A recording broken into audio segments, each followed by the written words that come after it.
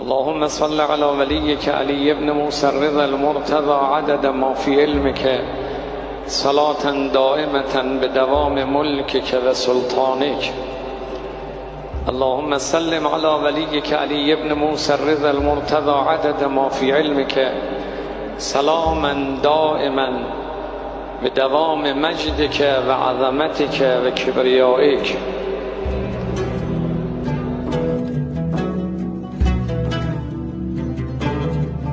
میخوام اعلام بکنم یا علی ابن موسی الرضا و قلبی لکم مسلم، این دل من مال شماست.